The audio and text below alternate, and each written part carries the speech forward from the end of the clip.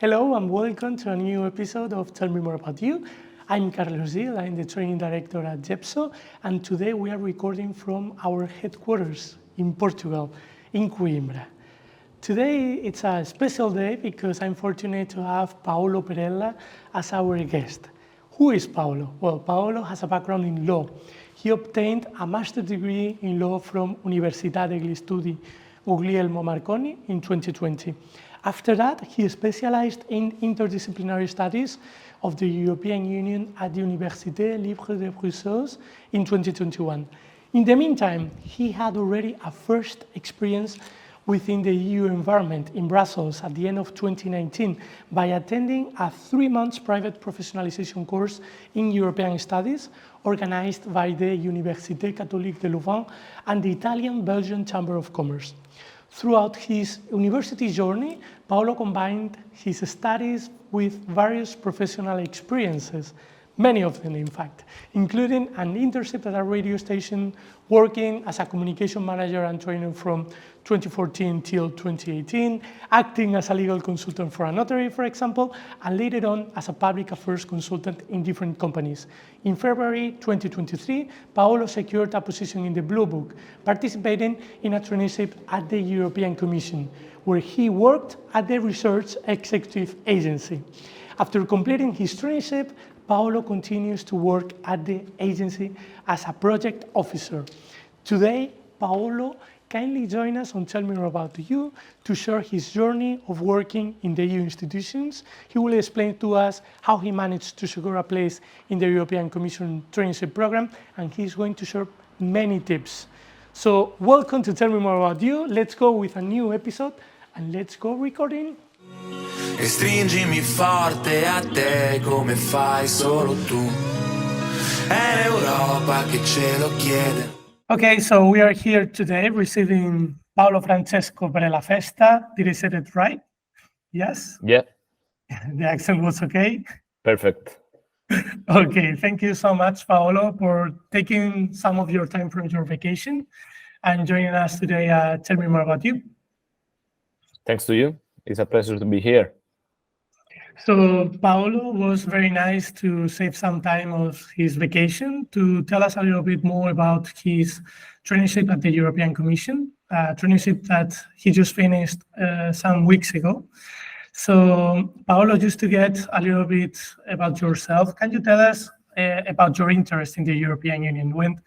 When appeared? Yeah, sure. So my interest in the European Union started a few years ago, specifically in 2018. Back at the time, I had just left my previous job in my home country, in Italy, in Rome specifically, and I really wanted to have an experience abroad. So I decided to move to Brussels to see whether I would have liked the work environment and the people, and I was fascinated by the European Union and what the EU was doing for citizens, and especially for the environment and climate. So that's how I decided to move there and try developing my career there. That's how it started. So before you started working in the European Union, you went to Belgium to get a little bit a glance of the country, of the city, is it? Exactly. And also I wanted to understand how could I start a career in the EU. And back at the time was more, let's say, a first-hand experience in Brussels, because I moved there to do a first professionalization course of 3 months, organized by the Italian-Belgian Chamber of Commerce, and was about specifically project management. That's what I'm doing now also. So that's the nice part. Did you like the city? I did like the city, but most of all, I like the environment, because what's very nice of Brussels is the fact that you can meet every day people from different culture and enjoy the diversity in all its aspects. So I would say the environment is great. While you were studying, you gained diverse experiences. You have been working during your whole academic path. How important do you think that it has been in opening new opportunities for you? I think it was very important because while I was working, especially in my first experiences in Brussels, I was also studying at the same time. I was experiencing new kind of knowledge, such, for example, I did also an online course on circular economy, and also back in the days in Italy, I was also doing courses as a journalist. So let's say that all the experience I did helped me out to develop skills that in the end are useful to work in the EU, and also to let me understand what I really want to do for the EU. So what really I really like, and in this case for me was everything that is related to the Green Deal, everything that is related to climate change and the environment and biodiversity. So these are the main aspects that I was interested in. Okay, so then you moved to Brussels to this experience with the Chamber of Commerce. You started to get a little bit of the ecosystem, the EU bubble that we usually say. Did you start applying for the European Commission traineeship at that time, or it was a little bit later? I started applying for the traineeship actually in 2018, and I must confess I've applied several times, and I only made it recently. But in the meantime, I thought, how could I get there? So I started doing other kind of experiences. I started with a traineeship in a small trade association in Brussels, dealing with the real estate sector. Then I did another traineeship in a consultancy, in a Nordic consultancy, where I was working on energy topics specifically. Then finally, I got a job, a junior position in a third consultancy. So let's say that I had a long pathways, but in the end, I developed skills that were useful to get into the BlueBook traineeship. So if I couldn't make it at first, I thought, okay, my goal is getting there. So I will do everything that I can to improve my CV in order to have it more suitable for that position, and then to finally enter the European Commission. Oh, that's very interesting. I really appreciate that you share with us that you tried several times, because in fact, most of the people that I know, they didn't make it on the first time, and it sometimes takes a little bit of time. You have to try many occasions, and you finally can make it, as you did. I'm quite sure that when you started the BlueBook traineeship, you also met other stagiaires who were also in the same situation, who tried many times, wasn't it? Yeah, absolutely. It was the case. Many of them tried 3, 4, 5, 6 times. I also met people that tried more than me. So maybe since, 2016. And I also found, of course, people that tried the first time and they made it. So for each person, the pathway is different. But in the end, what matters is keep trying until you get it. And that's what I did. Absolutely. In fact, I have to confess that I was talking to someone yesterday, someone who was applying for the BlueBook traineeship, and he was 37, and he said that he tried many times, and that last time he was almost there. So people, encourage yourself, do not worry. This is something that, of course, he was trying while being 37, but he just tried like 2 or 3 times. It is not, you do not have to wait until the 40s to make it. But I'm just telling this because I talked to many people who apply for the BlueBook traineeship. After the first one or the second, they become sad and they said, okay, I didn't make it. Maybe I'm not too good to work at the European Commission. This is a myth that I try to fight, because as Paolo was saying, we have our times, and sometimes it's also about being a little bit lucky, because it depends on the evaluator who is going to see your application. But well, if you do not make it at first, don't worry. I know plenty of examples at 4th, 5th, 6th. You will make it. So yeah, sorry, Paolo, I just wanted to highlight this situation because I think it's important for the audience. And I also wanted to tell you, I wanted to ask you, sorry, how did you emotionally handle the process of trying again and again? How was it for you? At first, I must confess it was frustrating, of course, because when I applied for the first time, I thought, okay, my CV is good enough to get into the European Commission. And then I realized it wasn't. So first of all, let's say that you need to be aware of what you have on your CV, what's your profile, and where you can have more space for maneuver, where you can get into the European Commission, because the European Commission is such a big administration.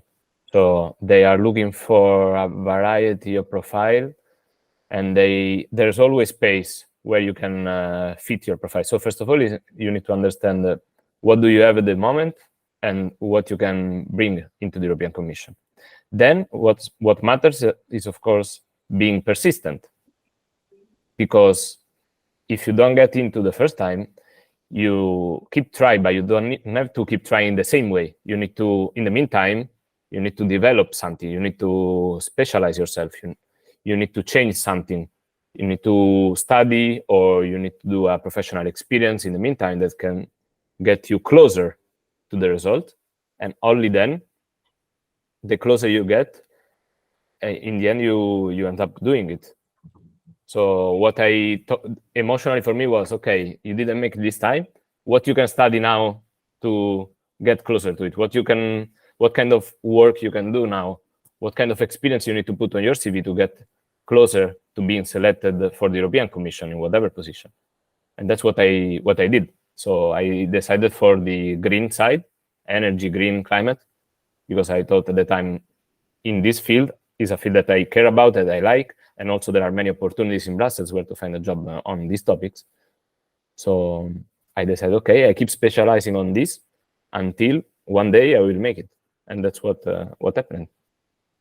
I was just thinking now while hearing you, Paolo, that Brussels is a very interesting city because it's full of expats, people coming from other corners of Europe. I think that it's a place where everybody is welcome. If you arrive to Brussels, you will meet people working at the European institutions, and the people really help each other in order to make it to the European Commission. Do you think that the experiences from other people also helped you in this path to the BlueBook traineeship? Absolutely, yes. For two reasons. First of all, because you can compare your profile with others' profiles. So if you meet people that are in the BlueBook, you talk to them, you understand what do they have on their CV that made a difference, why they've been selected, why they've been selected in that unit, why they've been selected for this specific task. And first of all, you learn and you understand what is missing on your profile. That it shouldn't be necessary that I study in a better or in a worse university. It can be also a small experience that made a difference. Yeah. So it's really for everyone to keep improving your profile and your CV until you get in. And secondly, by the experiences of other people, you also learn how to move. What are the steps that you need to take in order to get there? What are the important things you need to include in your application form? What is the process? What the process entails? So there are many information that you keep learning all the time, and all these informations together, plus what you are studying, what you are learning, the work experience you're doing together, makes you a better candidate for the BlueBook traineeship until you can manage to enter. Absolutely. Maybe people who are watching us right now through YouTube or through other channels, they may think, okay, so I'm in Sicilia or Calabria or whatever, and I'm just hearing this and I cannot move to Brussels to get to know other people and talk to them. But my advice here is to get into LinkedIn. You can see the path of many people who have already done the BlueBook traineeship. For example, when I remember that a few years ago when I started to know even more. I did like an academic paper about the BlueBook traineeship. I started talking to people through LinkedIn, sending, well, in my case, I was sending some surveys and get to know more about what they did, how they did it. This was, of course, for academic purposes, but people was, everybody, I think, they were really, really nice to me, and they helped a lot. Even the people who didn't write me back, I could see their profiles and get to see, okay, the pattern of these people. They got like a degree in whatever, a bachelor's degree in, I don't know, let's say environment, and they did a master specialized in this specific topic. So they could make it to the DigiClima, for example. Getting to know all of these little pieces of information, absolutely, it would help you to get this panorama of how to build your career for the BlueBook traineeship, and in fact to work in the European Commission. So do not think that as we are talking about Brussels, you need to be there. Of course, it helps because you get to know more people and you are in the environment, in the EU bubble, in the ecosystem, but you can make it also through LinkedIn. Yeah, I can tell you that I recently received many messages of LinkedIn of people from both from Italy and also from other countries asking me, I would like to apply for the BlueBook in the next session. Do you have any piece of advice? And are just people that I don't know that added me on LinkedIn and asked me. And this was exactly what I was doing at the beginning when I was also trying to get in. So it's absolutely normal to talk to people through LinkedIn for this purpose. I recommend everyone that wants to apply to do so.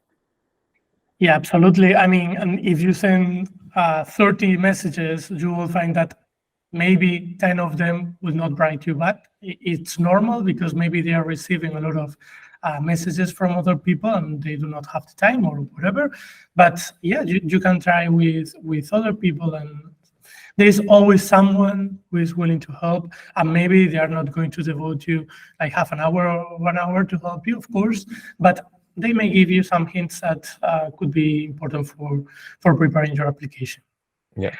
And well, in any case, Paolo, we are here today to share these pieces of advice with people. So I would like to ask you, you finally made it to the European Commission at a time where there were some significant changes in the application process. Mm-hmm. You were successful at that time. Can you tell us a little bit more about this change and your experience? Yes, of course. So I think that this change actually helped me to get in, because before you had to send your motivation together with the 3 preferred units at the beginning since the first application form. While now with the change, you have to submit all the documents, and you have immediately a first screening on what you are declaring and your first documents, of course, and for only the general motivation. And then now the process works like this. You need to send 3 after you pass the first screening. So after you are in the BlueBook list, you have to send 3 formal letters to the units you are most interested in with your motivation for those. So I would say that this helped me out, because for years I tried with the other system and it didn't work. While with this system, probably also, of course, through the experience I made in the meantime, I managed to get into the BlueBook list and to choose the 3 units that I was more interested in. So in your opinion, it was a little bit easier for you because you focused your motivation exactly in the digits that you were looking for. Is that right? Exactly. And then I can tell you also more about what happened after I passed the first screening. Absolutely. Because I think that's very interesting, because this is a piece of advice that I learned from friends that made it to the BlueBook before me. So they told me that basically you have to contact the unit you are more interested in and share with them your profile and get a first feedback. Because of course, once you have sent the 3 formal letters, you cannot change them anymore. So what I did once I passed the first screening is checking all the units that were available that were more interesting for me. In my case was DGEnv, DGClima, and at first, and then all the other units in the commission that were working on something green. Okay. For example, the unit I applied for was REA, because REA has a lot of different, of course, units, but my specific area is on biodiversity, so it's still related to the Green Deal. So what I did was selecting 21 units I wanted to apply for, and I drafted 21 different cover letters. Let's say more than cover letters were spontaneous application in an email, a short email. It shouldn't be, of course, a long one. Otherwise, they are not going to read it. And I decided to send all these emails and get some feedback. And out of those 21 emails, I received 3, no, we're not interested. Maybe I received 2, thank you for your application. And then I received more interesting answer, like, for example, thank you for your application. We are taking in consideration your profile. We might call you in the next days for an interview. And then finally, I received an email from my supervisor at the BlueBook, let's say the officer that then became my supervisor. And she sent me back an email immediately by saying, your profile is super interesting for me. I would like to have a call with you. Call me whenever you want. And of course, I called her. And after 5 minutes talking, she said, if you are sending to my unit the formal letter, I'm going to select you.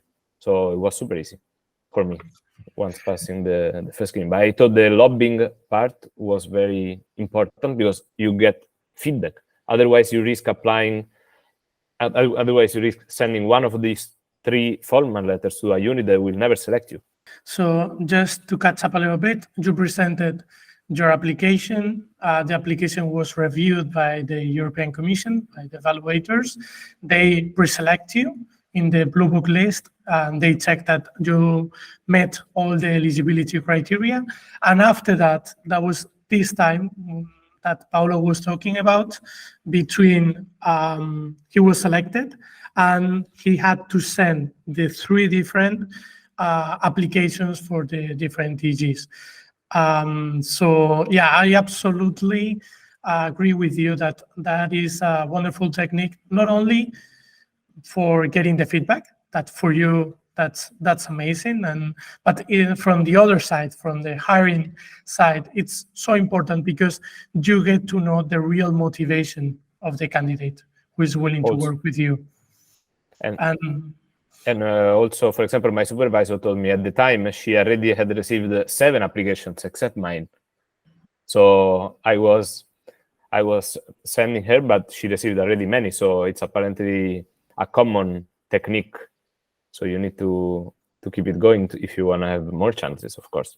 And can you tell us just a little bit of what you wrote on the email? Something that, as you said, that it was quite short. So yeah, it should be quite short. It should be something like my name, and my name is, of course, Paolo. My background is, I don't know, in my case was in law. I have recently worked as, and the position I was working on, and I would like to join your unit, and 2 or 3 sentences about the reason why would you like to join the unit. And then you can put another small paragraph about your work experience. So what are your skills and what you are doing. And yeah, so you just end the email by saying, I hope we will be in touch soon. I would like to have a first interview or call with you in order to discuss how my profile can be suitable for your unit. And then, of course, you need to attach your best CV. Yeah, for sure. And a CV that, if possible, it should not be longer than 1 page. That's very important. Yes. As you probably know, we advise our candidates about getting as a control agent or getting as a BlueBook trainee or any other traineeship. We always insist on something that it's crucial. It's really, really important. End your email by giving a call to action, like saying, okay, this is my motivation that I shared with you. Now, I will be happy to give you more details in a phone call. And you write your name and you add your phone on the bottom. Okay, so this is very, very important so that the other people feel compelled to do something from their side. It is not like I'm sending this message in a bottle in the middle of the ocean. Let's see where it goes.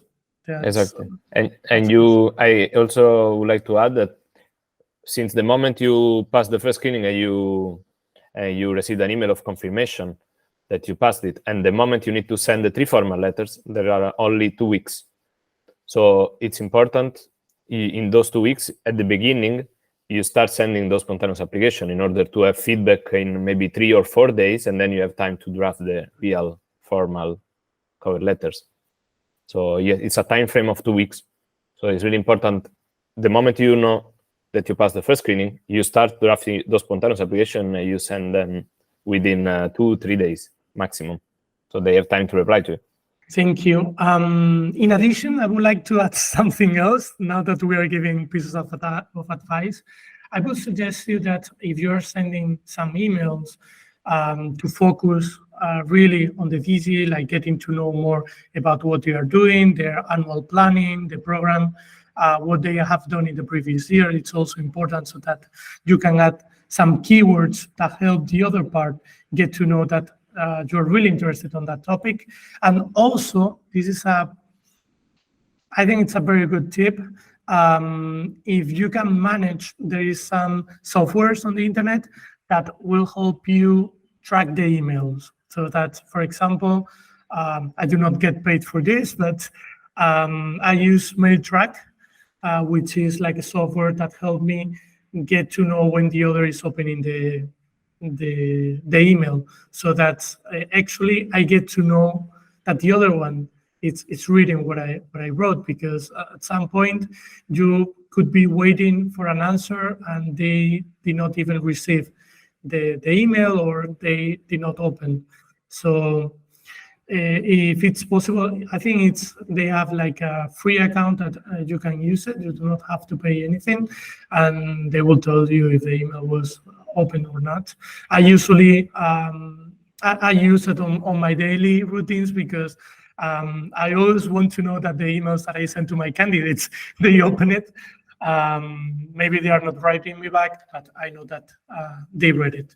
And in this kind of situation, when you apply for a job or when you are sending some spontaneous applications for traineeship, it will help you deal with anxiety, that you get to know that the other one, that they are receiving it. And with these softwares, they even tell you how many times they open it. So this can help you also to get to know the real interest that they may have, if they send it to other people, if they read it. Yeah, I think it's something that you can also apply and that helps you. Okay. Yeah, absolutely. You're welcome, MailTrack. I hope that you're sending me the commission for that. Well, Paolo, after saying this, I would also like to ask you if you brought something that you think that was important in the application form, in the very first part of the application. Is there any tip that you would like to share? Well, it's really important to be concise and to put the information in an easy to read way, because of course recruiters are receiving tons of applications. So of course it's really important that you highlight the points that are really important on your profile. And of course the motivation matters a lot. So also of course you in Yepso insist a lot on this part, and of course that's really crucial. But also on the motivation, it's important to put something that would maybe highlight you between all the other candidates. So yeah, I would recommend to put really a good effort on the motivation, and to put the information in a really easy to read way. So better less information but easier to read than a lot of information that are complicated to go through. Okay, that's a very nice tip. Thank you, Paolo. Why did you choose the Research Executive Agency, the REA, that you were talking before? So basically, as said, as among the 21 units that I selected, I've chosen those that were dealing with the Green Deal, even not necessarily in Klima and Envy, of course. And I selected this unit on biodiversity because they are developing European Union funding projects on research and innovation in the field of biodiversity. So specifically, my unit is in charge of receiving the applications, mainly from Institute of Research, universities, because we are handling the Horizon Europe Fund.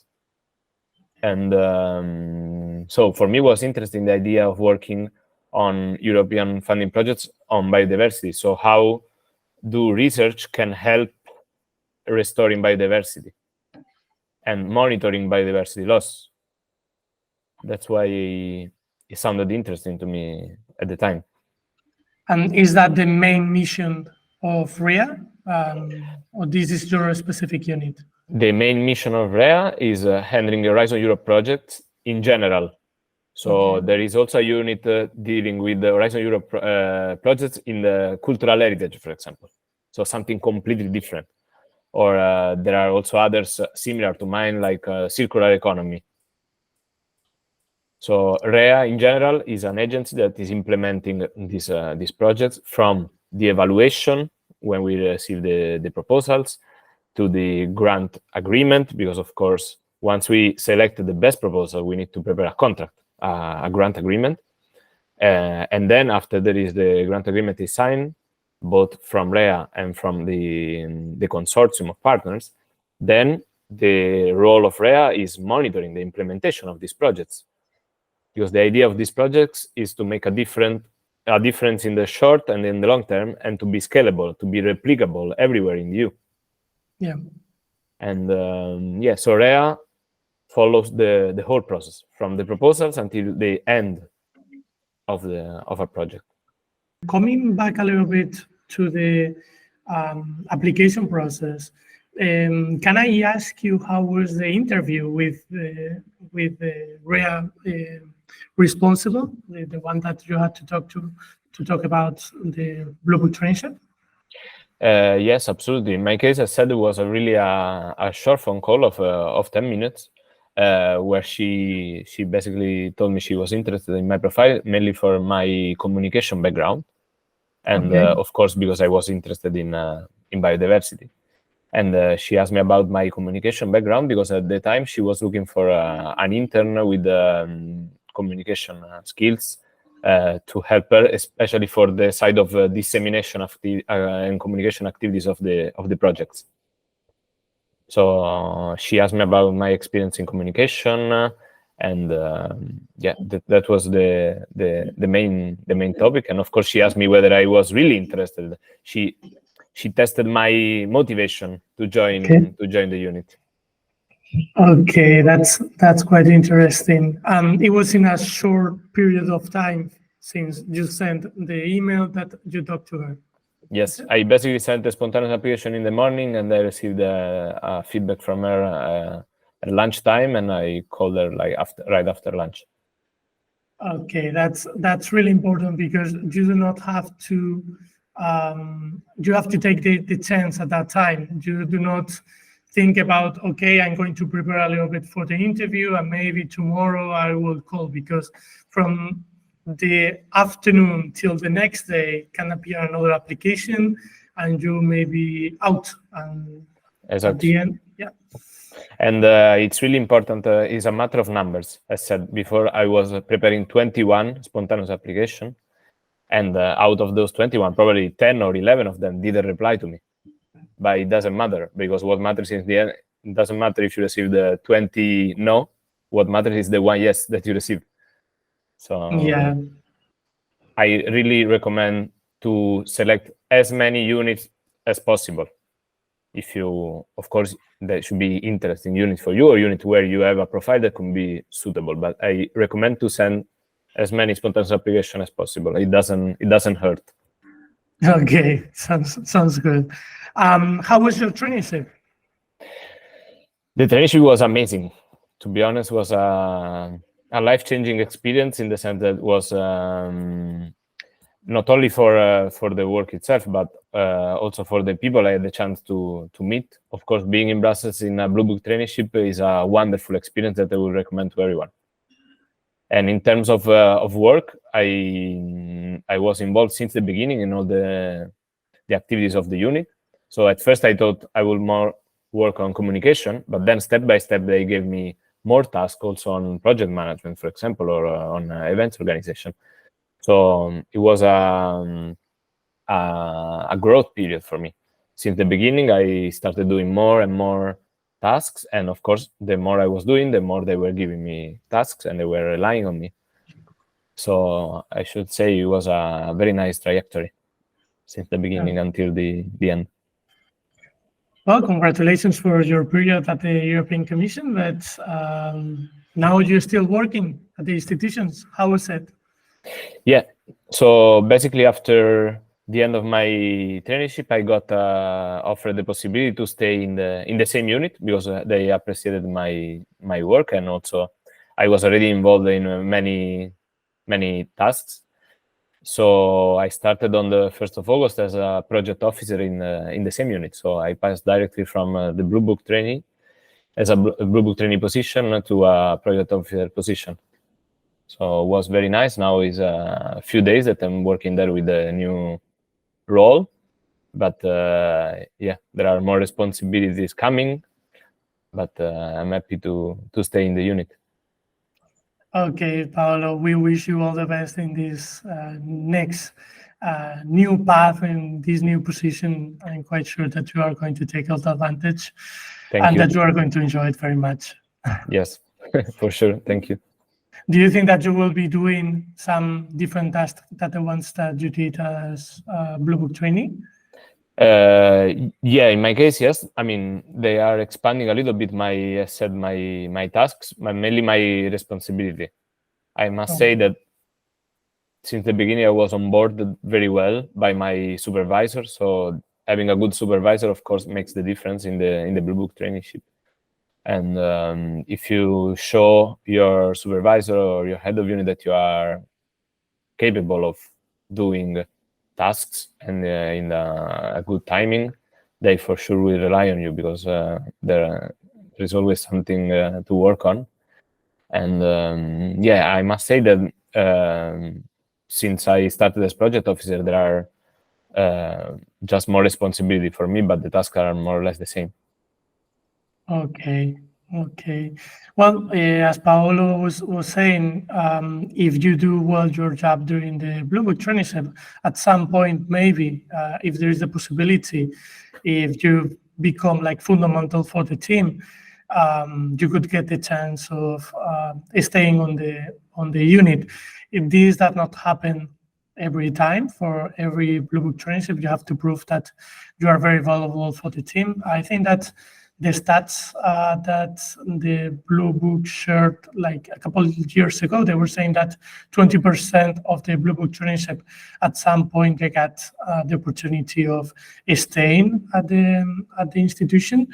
But of course, you will only get that chance if you are valuable for the team, if you devote yourself during your traineeship for the unit. I'm quite sure that Paolo, that was what happened to you and probably to some of your colleagues.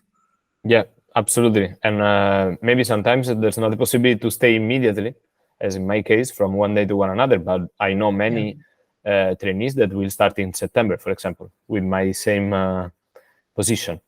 So for different reasons, they're going to start maybe on the 1st of September or also on the 1st of October. So if you keep trying and you do your job, of course, well, you enjoy the experience, you meet people, you also notice, for example, vacancies in another unit that does maybe a similar work of the one you were doing. So there are chances. You just need to talk to people, to learn, and to have information. Having information is really, really crucial. Is there any specific tip that for someone who is going to start her or his stay at the European Commission as a trainee soon for them? Do you have anything? Yes, my tip is really gaining information. Because usually they say in Brussels, what matters is having the right contacts. But for me, from my experience, having the right contacts matters, but at a higher level. What matters when you have a trainee and you want to stay in the European Commission is gaining the right information and moving in the right way. So sending the email in a certain way to the right person. And this is just through gaining information, talking to people. Okay, sounds great, Paolo. Well, thank you very much for your time. We're almost finishing the interview, but as you know, we reach a large number of people, and we aim to contribute to generating positive processes in the life of the audience. We do this Tell Me More About You so that we can help to democratize the access to the European institutions. And there's always two questions that I ask to the people who participate in Tell Me More About You. And the first one is, what do you believe is the best advice that you have ever received? Okay. Well, the best advice I've ever received in the European Commission is being open to different opportunities.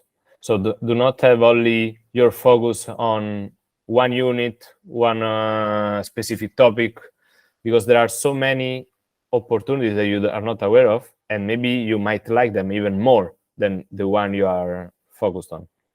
And was exactly the case for me. Because if I would have focused maybe only on DG Env or DG Klima, I wouldn't make it. While my focus was something related on green. So I opened my mind, my possibility also to other DGs or agencies that were working on biodiversity, and I found REA. And it's still a job that I really like, and I feel I'm contributing for the Green Deal. So that will be my piece of advice on this. Okay, so that was the best advice that you have ever received, and it will be also the best advice that you will communicate to the audience, or do you have another tip for them? Being persistent. And why not being persistent in the same way, but being persistent while you are studying and learning more. So each time you are trying again to get in, you have everything that you had before plus one different added value on your profile and your CV. So keep growing while being persistent. Okay, Paolo, thank you so much. I really appreciate. I'm pretty sure that the people who are on the other side of the screen, they are also clapping for the opportunity that they have of hearing you. I know that in vacation it is not that easy, and you have shared with me more than one hour now, but we also had to prepare this interview. So thank you so much for your time and also for sharing this experience with us, Paolo. Thanks to you, it was a pleasure. Good luck to everyone. Thank you, Paolo. Ci si dice un sacco di bugie e si sprecano un sacco di energie, ma è l'Europa che ce lo chiede.